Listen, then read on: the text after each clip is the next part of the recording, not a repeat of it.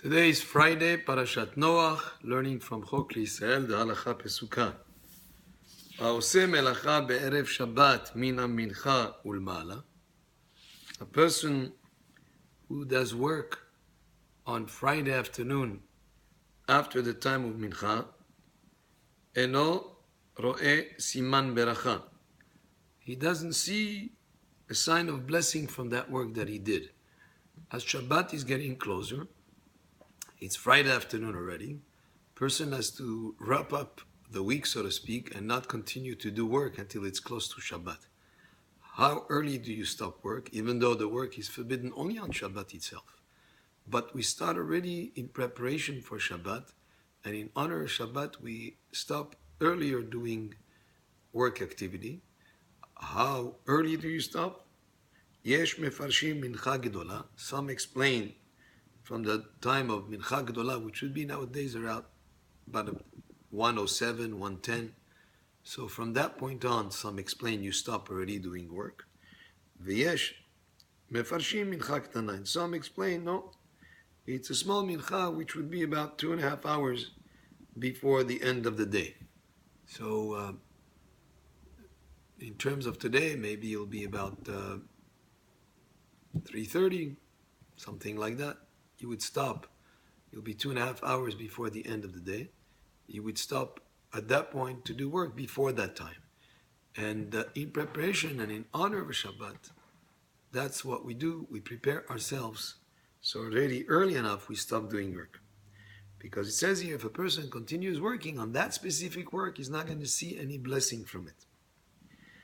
The Rama adds, "V'davka k'she'oseh ha'melacha derech keva.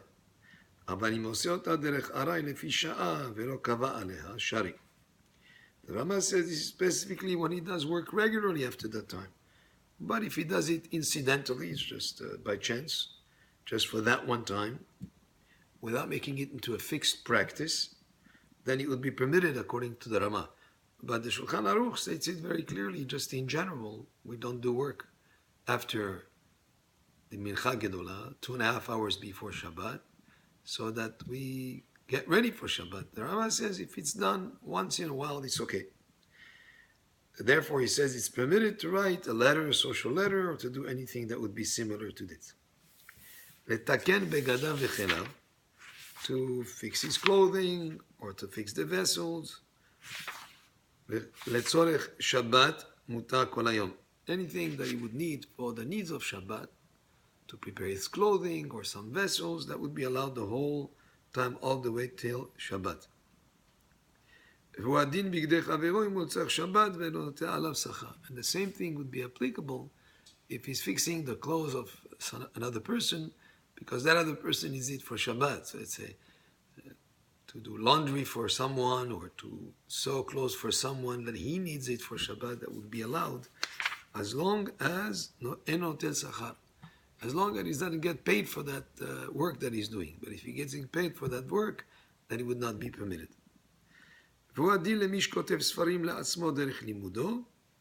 And the same is true of one who writes books for himself in the course of his learning. That would be permitted. The Rama adds another comment here.